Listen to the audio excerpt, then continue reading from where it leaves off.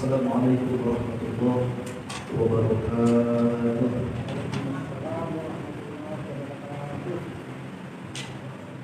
Bismillahirrahmanirrahim. Wassalatu wassalamu ala Rasulillah Sayyidina Muhammad bin Abdullah wa ala alihi wa sahbihi wa man tabi'ahum ila yaumil qiyamah. Allahumma shalli wa sallim wa barik ala nabiyyil karim wa ala alihi wa sahbihi wa tabi'ahum ajma'in. Amma ba'du.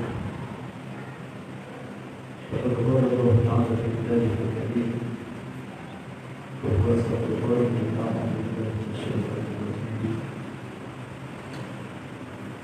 بسم الله الرحمن الرحيم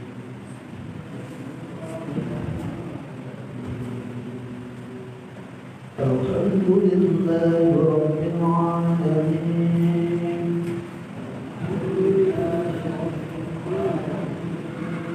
الرحمن الرحيم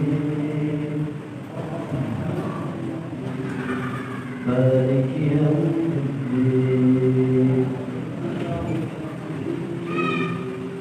إياك نعبد وإياك نستعين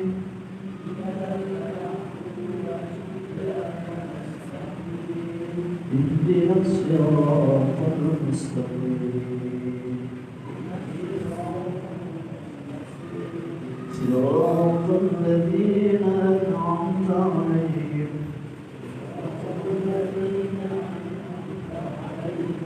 غير المغضوب عليهم ولا الضالين.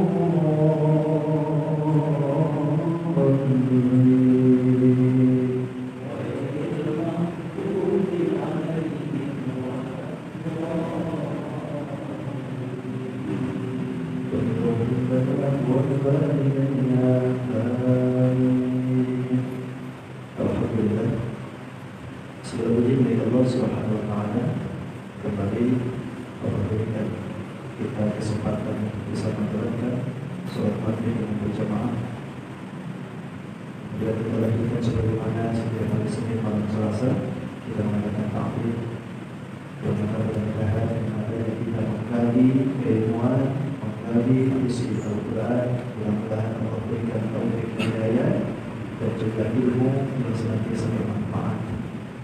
Salawat dan salam tidak hanya semoga bermanfaat kepada junjungan kita Sayyidina Mustafa Muhammad Nabi Muhammadin sallallahu alaihi wasallam, tidak lupa pada keluarganya, sahabat dan alim yang sampai kepada kita. Yang mudah-mudahan kita khusus hanya berkumpul di tempat ini, tapi di hari kiamat senantiasa diambil sebagai umatnya. Amin. Amin. Hadirin wa hadirat rahimakumullah, kita masih di bahasan tentang suratul Fatihah. Bahwasanya kemarin kita sudah membahas tentang masalah bismillah. Dari awal berdirinya bismillah sampai turun ayat yang menjadikan bismillah itu utuh, kita sudah bicarakannya. Kemudian kemarin sudah dibicarakan bahwa bismillah itu mempunyai fungsi yang ternyata membuka asma daripada asma Allah yang 99. Nah, kemudian lanjut ke dalam ayat yang kedua. Alhamdulillah Rabbil Alamin. Artinya ini sudah maklum bersama sebetulnya kalau sudah berfatihah. Alhamdulillah Rabbil Alamin itu artinya segala puji milik Allah yang menguasai atau yang memiliki seluruh alam. Kalau secara pemaknaannya ya memang simpel aja ini. Akan tetapi kita masuk ke ranah penafsiran dan kita menggali kalimat demi kalimat yang ada di dalam Alhamdulillah ini. Pertama kali ketika kita menyebutkan lafaz Alhamdulillah, sering kita mendengar dalam artian Alhamdulillah itu segala puji. Kalau kalimat segala berarti dalam mindset kita, bayangan kita satu apa banyak? Segala berarti banyak. Berarti banyak kan? Kenapa disebutkan segala puji? Karena memang pujian itu banyak. Makanya disebutkan alhamdulillah segala puji. Karena memang pujian banyak. Nah, kenapa disebutkan pujian itu banyak? Lantaran di dalamnya pujian ini tidak ada yang memiliki satupun kecuali nanti ujungnya lillah. Makanya kenapa ini pujian alhamdulillah segala puji ternyata semua hanya milik Allah. Nah, disinilah letaknya perlu kita buka sama-sama. Pertama, kita lihat dari segi bahasanya. Alhamdulillah itu kan ada alif lam. Alif lam itu kalau dalam bahasa tajwid disebutnya apa nih? Bentuk. Alif lam aja bosan. Alif lam aja. Kalau dalam bahasa tajwid kan disebutnya al-qamariyah. Kalau ada tasdidnya al-samsiyah. Kalau dalam bahasa ilmu nahwu ini disebutnya alif ma'rifah. Nah, alif lam ini di dalam kaidah ilmu nahwu ada dua. Ada lam lil ahdi, yang kedua ada lam lil jinsi. Alif lam jinsi. Ketika kita ini menyebutkan kalimat al lil ahdi di dalam Al-Quran banyak. Makanya ulama ilmu mantik membagi lagi al lil ahdi ini ketika macam. Ada alif lam lil ahdi dzikri, ada alif lam lil ahdi huduri, ada alif lam lil ahdi dzikri. Manut-manut nanti. Apa-apa? Jangan simpel-simpel. Ada alif lam lil ahdi dzikri. Alif lam diadakan ini untuk memperingatkan ke kita. Ini biasanya banyak di dalam Al-Quran alif lam. Atau ada alif lam lil ahdi dzikri. Alif lam yang memang sudah maklum dalam hati dan pikiran. Seperti di dalam Al-Quran Allah menyebutkan idhuma fil ghar. Ketika keduanya fil ghar, dia adalah goa. Nah, alif lam yang dimaksud di sini adalah alif lam lil ahdi dzikri, sudah maklum. Yang di goa itu goa apa yang dimaksud? Ya. Bukan goa yang ada di L3, ada goa. Atau kalau di Tasik itu goa Samawati, bukan. Yang dimaksud di situ sudah paham, berarti yang ada itu adalah goanya goa Sur. Ketika baginda Rasul mau hijrah seperti itu di dalamnya. Ada yang ketiga alif lam di al-ahdil hudur. Alif lamnya ini didatangkan supaya mengingatkan kita akan kehadiran satu hari di situ. Seperti al-yauma akmaltu lakum dinakum wa atmamtu 'alaikum ni'mati. Ini al-yauma itu alif lamnya di al-ahdil hudur. Kenapa? Karena mengingatkan kita itu turunnya ayat di hari Arafah. Jadi hudurnya hadirnya itu ayat di hari Arafah. Jadi alif lam itu punya fungsi yang luar biasa untuk menunjukkan satu kalimat itu. Makanya di sini pentingnya pemahaman kita ketika mau menafsirkan ayat. Pentingnya kita memahami ilmu nahwu, ilmu sorof, ilmu mantik, bayan, ma'ani, istiqamah, paling tidak seperti itu. Untuk memahami sebuah tujuan ayat. Kalau tidak dipahami itu, kadang-kadang ngawur. Bisa jadi bentuknya itu kemana-mana. Pada tujuannya bukan itu. Ayat tiga dari alif lam lil ahdi. Kemudian yang kedua ada alif lam lil jinsi. Alif lam lil jinsi ini punya efek tiga juga. Ada alif lam lil jinsi yaitu jinsi istighraqil mufrad. Nah, alif lam yang dimaksudkan di sini adalah alif lam lil istighraq. Artinya alif lam yang menghabiskan seluruhnya. Ada alif lam lil istighraq, ada alif lam lil ikhtisas. Nah, alif lam yang dimaksud di sini apa? Alif lam lil istighraq. Dan istighraqnya di mana? Menghabiskan seluruh pujian tadi. Makanya kenapa diartikannya itu alhamdulillah segala puji. Segala berarti penghabisan. Memang ada berapa sih pujian itu? Banyak. Dalam ulama menyebutkan pujian itu 4. Ada qadimun li qadimin, qadimun li hadisin, hadisun li qadimin, hadisun li hadisin. Empat. Ada puji itu qadimun li qadimin, mujinya Allah ke Allah. Muji. Banyak dalam Al-Quran Allah muji dirinya sendiri. Innallaha alimun bima ta'malun, wallahu basirun. Allah Maha mengetahui. Itu muji sendiri kan? Allahu alimun, Allah Maha mengetahui. Allahu qadirun, Allah Maha kuasa. Puji sendiri. Oleh yang mau kalau memang penggunaannya. Itu disebut qadimun li qadimin, puji Allah. Untuk siapa? Ya Allah juga. Yang kedua ada qadimun li hadisin, pujinya Allah ke makhluk. Adakah makhluk yang dipuji oleh Allah? Ada. Di antaranya kan baginda kita. Baginda Rasul dipuji oleh Allah, innaka la'ala khuluqin 'azim. Sesungguhnya engkau ya Muhammad sungguh mempunyai budi pekerti yang baik, yang agung, yang mulia. Dipuji oleh Allah. Puji siapa ini? Puji qadim al hadis. Pujinya Allah ke makhluk. Hadis itu baru makhluk. Qadim lah yang pertama Allah. Balik kemana itu pujian? Ke Allah juga. Allah puji ke makhluk, ujung-ujungnya balik lagi ke Allah. Yang ketiga, hadisun li qadimin, mujinya makhluk ke Allah.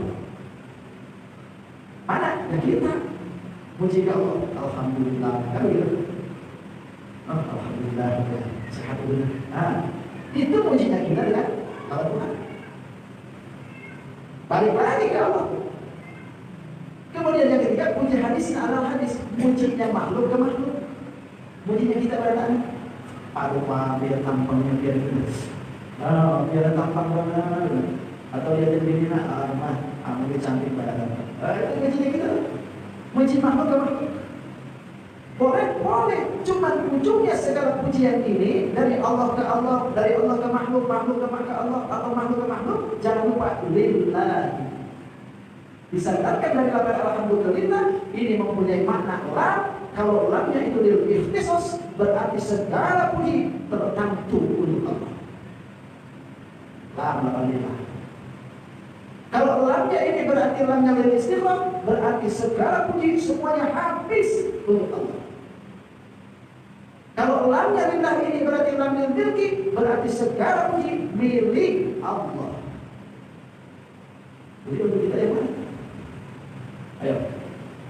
Makanya kenapa manusia itu sebagai makhluk yang diciptakan oleh Allah Subhanahu wa taala, ketika kita dipuji harus balikin ke Allah. Karena sejatinya pujian itu milik Allah. Biar kayak banget, alhamdulillah. Balikin ke Allah. Biar dipang cantik banget, alhamdulillah. Berarti dibalikin ke Allah. Jangan ngaku sendiri. Biar dipang kayak benar. Oh, siapa dulu? Siapa dulu? Ini berarti muncul. Bahaya kalau seperti itu. Nah disinilah yang harusnya kita paham dalam masalah puji dan muji itu. Ada orang yang menyebutkan, tidak boleh kita muji itu makhluk. Pujian itu hanya untuk Allah saja. Kata siapa tak boleh? Boleh-boleh saja. Kalau kita muji ke makhluk, boleh-boleh saja. Cuman yang jadi persoalan yang dipujinya ini. Gitu. Kalau kita puji dengan makhluk yang ada di unggulannya, misalkan orang ini pintar, kita puji dengan kepintaran dia, bagus, mengakui keunggulan orang. Atau ada orang ini punya inisiatif yang di luar dalam pemikiran kita puji dia, bagus, karena memang harus seperti itu. Tapi yang ketika orang itu kita puji, nah orang ini bagaimana tanggapannya? Kalau ternyata dia ini rindu dengan pujian orang, nah ini bahaya. Gitu. Kalau ternyata orang ini pengen dipuji, nah ini yang bahaya. Karena orang itu pengen dipuji terus. Kalau nggak dipuji, nggak mau lagi sih. Tapi kalau seandainya kita puji orang dengan kecerdasannya, puji orang lantaran kekayaannya, puji orang dalam keadaan dirinya yang cakep, cantik dan sebagainya, lalu dia kembalikan alhamdulillah semuanya dari Allah. Berarti orang bagus, itu nggak apa-apa. Karena memang kewajiban kita ketika melihat keunggulan orang daripada kita, ya puji loh. Kenapa? Karena pujian kita ini akan kembali ke Allah. Pada dasarnya puji siapa? Puji Allah. Kita nih, ya Allah ini orang cakep benar. Berarti kita ini puji ciptaan Allah. Bagus daripada ini orang jelek betul. Bukan hanya Allah yang marah, orangnya aja juga marah nanti. Ya tak? Ada orang jelek kita sebutin jelek betul itu. Allah pun marah. Kenapa? Karena Allah tidak suka ciptaannya dihina. Gitu. Makanya jangan salahkan ketika sekarang ini ada sesuatu yang menjelek-jelekan orang, ada undang-undangnya. Kenapa? Negara pun marah kalau dihina. Karena memang penghinaan itu tidak diperkenankan. Gitu. Tapi kadang memang kita ini kadang-kadang yang sulit itu puji orang. Kalau jelek-jelekin orang gampang, mudah kalau jelek-jelekin orang. Yang susah tuh mengakui keunggulan yang ada di orang, itu susah.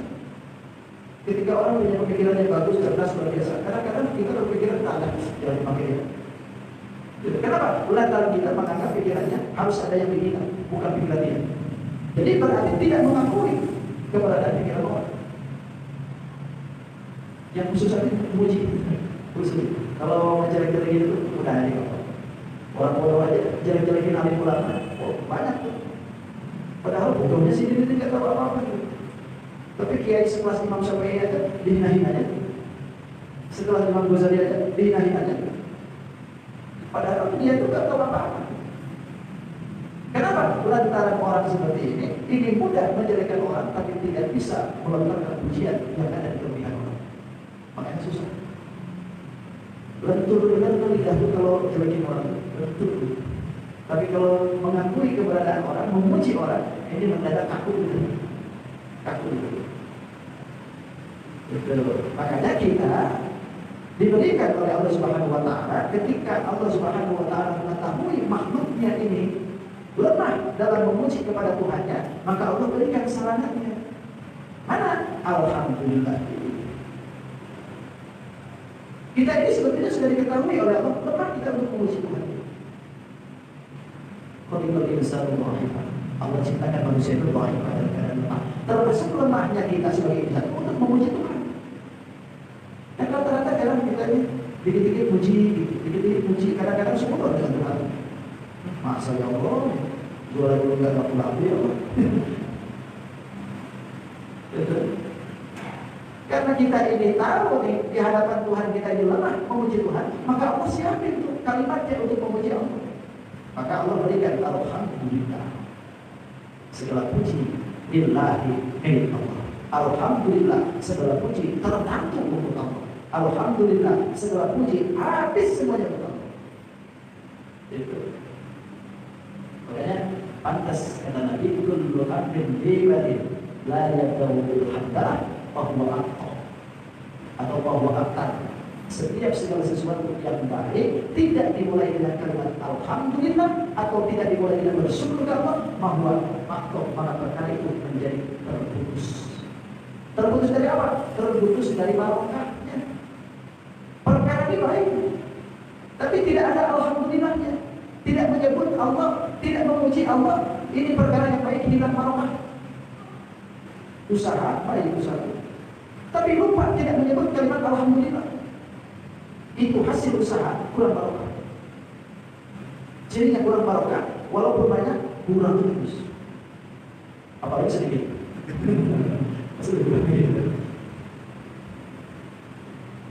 Gak ada barokah. Punya tubuh sehat, tapi tidak ada barokah dalam kesehatannya. Rasanya itu nggak pede aja. Kurang aja gitu. Padahal sudah bentuk kita sudah sempurna, hidungnya bagus, kulitnya bagus, masih aja karena kurang barokah. Pengennya jadi sempurnain lagi. Hidung yang sudah mancung yang ke depan, pengen lagi ke depan lagi. Gitu. Itu gak ada barokah hidup. Pokoknya gak puas dengan pemberian Tuhan gitu. Itu berarti tidak ada barokah. Segala sesuatunya kurang dan kurang, hasil daripada tidak ada barokah. Makanya setiap perkara yang baik dimulai dengan memuji Allah Subhanahu wa taala. Dan tadi dalamnya ada di dalam. Gitu. Alhamdulillah. Makanya bisa diketahui. Terus kenapa kita ini memuji ini harus ke Allah? Lantaran Allah ini adalah kalimat isim, yang mana isimnya itu suatu pemaknaan yang tidak diperkenankan disematkan nama kepada selain Allah. Jadi Allah itu nama atau ismun lil mustahik alal ma'muri bihaqqin.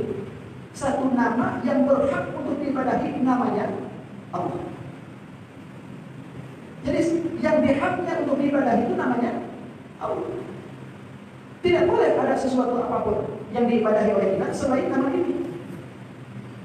Makanya kalau seandainya kita lihat dari segi namanya saja, ketika kita tidak diperkenankan ibadah kepada selain nama Allah, berarti agama yang tidak menyembah Allah itu bukan agama.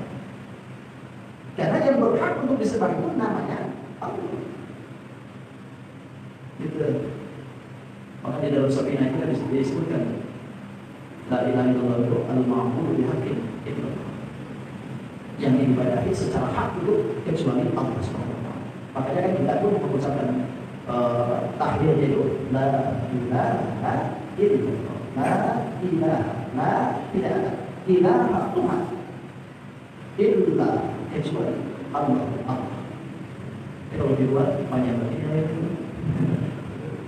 lanya lah mana ilahnya termasuk ilah isbat apa. Makanya pantas ulama al-Tariqah sampai menggaringkan kepala mengucapkan la ilaha ya, sampai menggaringkan kepala. Kenapa sampai menggaring-garing begini? Saking nikmatnya dikir.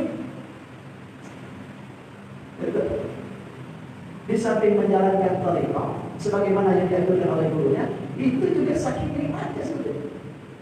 Ada kiai ditanya sama orang yang tidak suka dengan tariqah, maka diangkat tariqah. Lalu dia bertanya, Pak Kiai, kenapa orang kalau begini itu baca la ilaha illallah harus gari-gari kepala? Itu nggak ada dari Rasulnya, nggak ada dari Nabinya. Pindah. Buset. Kata Kiai, ini adalah sini. Kita mau kopi itu. Kopi bagi-bagi, kopi. Begitu minum kopi, cuma dinaik putih dan kopi. Minum kopinya. Begitu selesai minum kopi, dia gari-gari kepala. Ya Allah, ini kopi nikmat karena itu orangnya kamu. Jadi kenapa kadang-kadang itu minum kopi? Nikmatnya. Coba ikut minum kopi. Itu, benar juga. Kadang-kadang kenapa ikan muter-muter kepala? Nikmat pakai. Nah, itulah orang zikir itu. Kenapa muter-muter kepala? Lantaran nikmat. Minum kopi lantaran nikmat kopi sampai enaknya gitu. Orang berzikir itu kalau sudah nikmatnya berzikir, nggak terasa itu kepala gele-gele. Bahkan ada jujur itu, kiai dari Garut itu dengan santarnya, aku ini pengen kalau Allah berkehendak, aku ini kepala copot lagi zikir. La ilaha, kepala copot.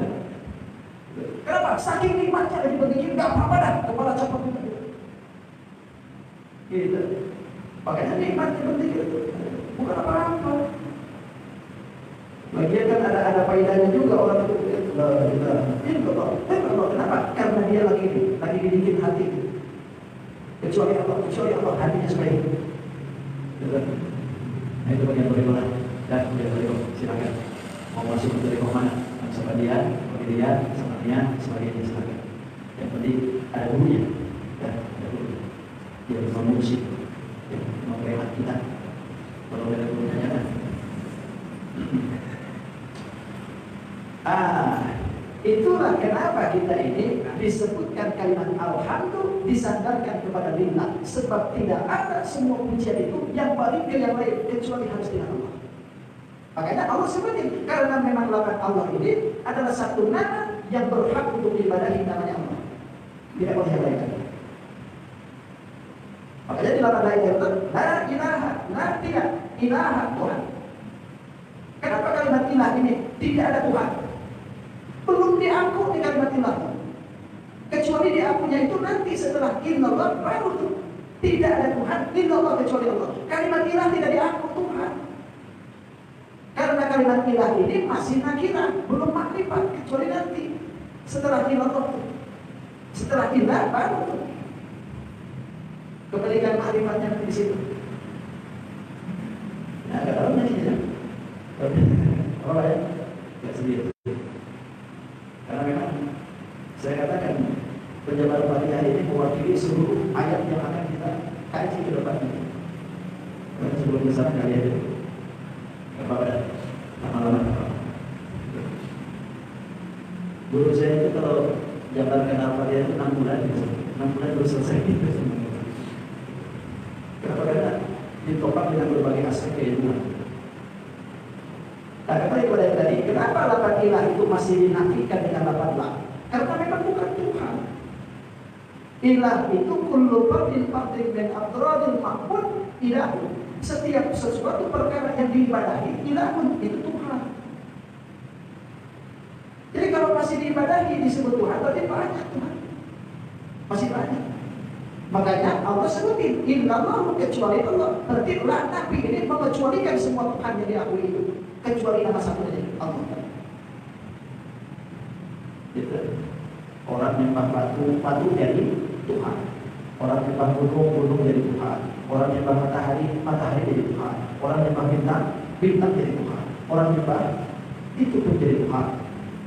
Gitu. Makanya 3. Betul. Padahal kata Allah, dia la ilaha, bukan Tuhan. Karena Tuhan itu namanya Allah. Kalau manusia bukan Tuhan. Apalagi Lata, Musa, itu ya sesembahan zaman jahiliyah. Itu namanya saja, bukan Tuhan.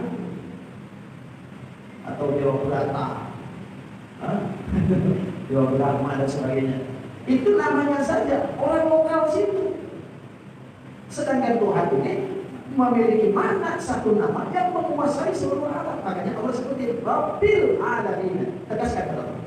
Tuhan yang mana? Alhamdulillah itu Rabbil Alamin, yang menguasai seluruh alam. Berarti kalau berrahmat menguasai alam enggak? Enggak. Cuma di situ aja daerah situ. Kok bisa sampai ke sini? Ya itu salah alamat.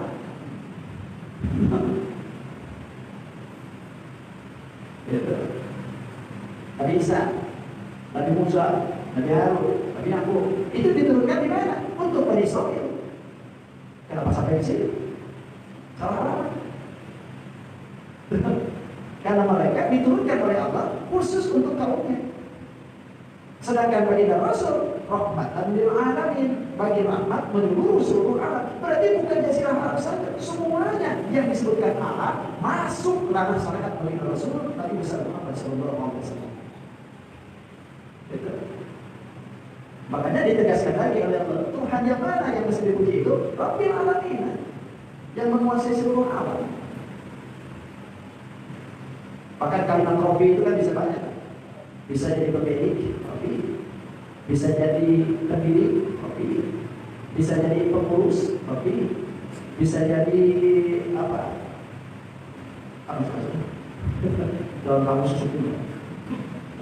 Rabbi bisa jadi. Kalimat Rabbi. Bisa jadi yang diibadahi, Rabbi. Bisa jadi juga yang memaslahatkan, Rabbi. Ada kalimat dalam bahasa Abdul Muttalib yang itu menjadikan enak kalimat itu. Kata Abdul Muttalib, ana rabbul ini wa Muhammadun rabbul. Itu kalimat dilontarkan oleh Abdul Muttalib ketika berhadapan dengan Raja Abraham. Dipanjang kisahnya, habis waktu. Ada bahasa jadi kalimat ini seolah-olah kayak kalimat Rabbu kan. Kata Abdul Muttalib, anta Rabbul ini, aku ini seolah-olah Tuhannya orang. Kan gitu, kalau kalimat Rabbu ini diartikan sebagai Tuhan. Makanya saya katakan, kalimat Rabbu itu bukan kalimat semata-mata untuk Tuhan saja. Bisa jadi juga pemilik. Makanya Abdul Muttalib menjadikan kalimat ini, anta Rabbul ini, aku ini pemiliknya orang. Wa Muhammadun Rabbun, sedangkan Nabi Muhammad punya lagi Tuhan. Jadi kalimat dilontarkan ketika itu, dia mau menghancurkan Ka'bah itu. Allah Muhammad wal Ka'bah itu Rabbul. Jadi Ka'bah punya Tuhan. Aku ini miliknya onta. Kenapa beliau itu katakan? Karena onta Abdul Muttalib waktu itu dirampas sama Abraham. Ada 100 ekor waktu itu di bawah. Karena kan sebelum langsung menyerang Ka'bah itu, mereka kan transit dulu kan. Transit sebelum, kalau sekarang ini sebelum Arafah. 22 sebelum Arafah itu. Dia transitnya di situ.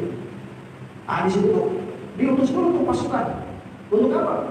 Ngambil dulu sesuatu yang ada di kota Mekah. Pokoknya kontak kami bawa gitu. Merampas dulu, jalan dulu. Termasuk yang dibawa adalah kontanya Ketika datang Abdul Muthalib ke sana, hebat Abraham. Harusnya dia itu meminta supaya dia nggak jadi ngancurin Ka'bah, tapi ini enggak. Malah Abdul Muthalib meminta hanya kembalikan saja. Itu takut. Kalau urusan Ka'bah itu urusan Allah, saya nggak bisa ikut andil. Ini penyerahan hebat itu pertama begitu. Jadi tahu Abdul Muthalib di bawah Ka'bah ini nggak bakal bisa dihancurkan, dan saya nggak bisa jaga, Allah sendiri yang jaga. Itu kalimat Rabbul. Makanya ini Rabbul itu bisa jadi yang mendidik, bisa jadi yang mengarahkan, yang meluruskan, memilih, sama. Itu siapa? Alamina, semua Rabbi yang mengurusi seluruh alam.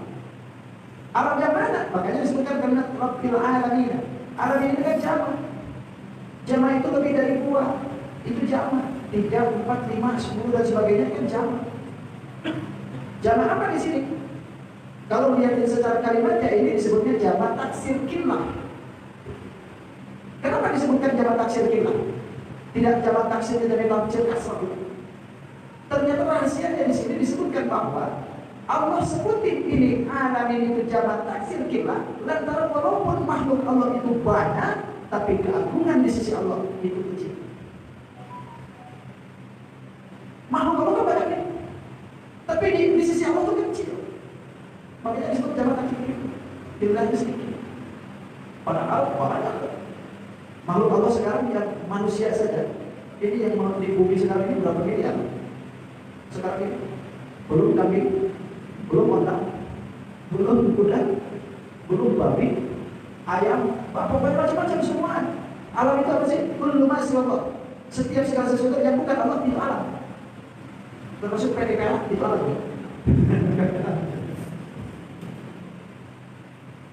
Setiap yang bukan Allah itu alam.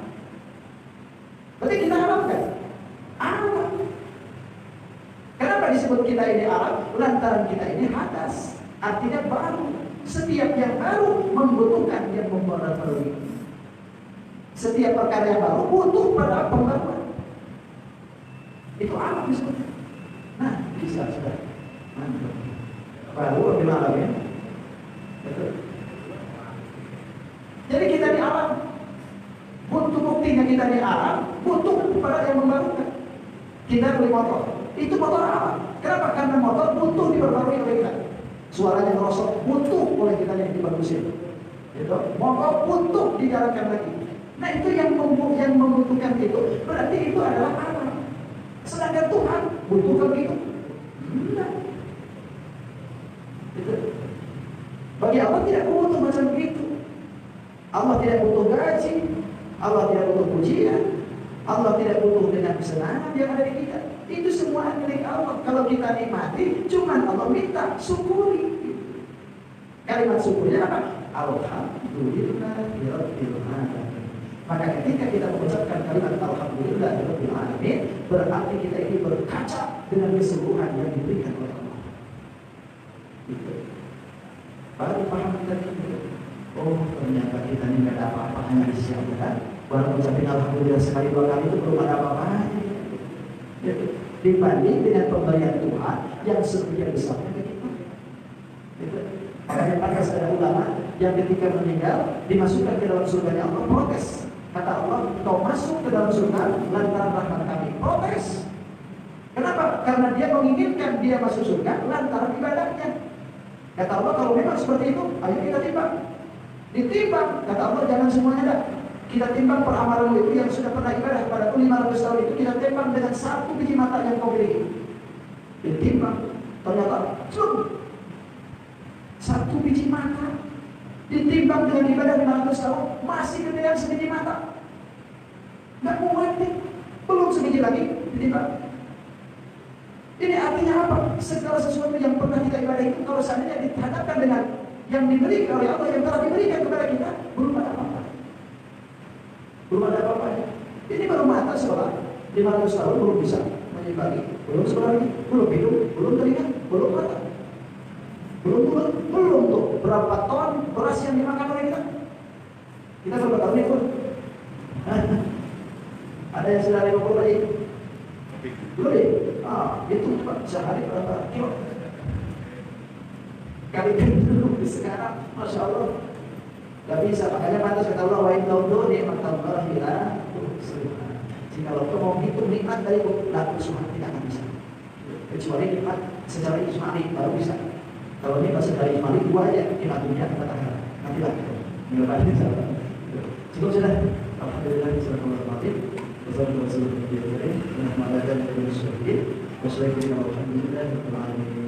mohon maaf kekurangan dan kekurangan, insyaallah kita sama di hari ada nama dari Mas Ma'in buat masuk. Assalamualaikum warahmatullahi wabarakatuh. Allahumma shalli wa sallim ala sayyidina Rasulillah Ismail. Bismillahirrahmanirrahim. Alhamdulillahirabbil alamin. Wassalatu wassalamu ala rasulillah.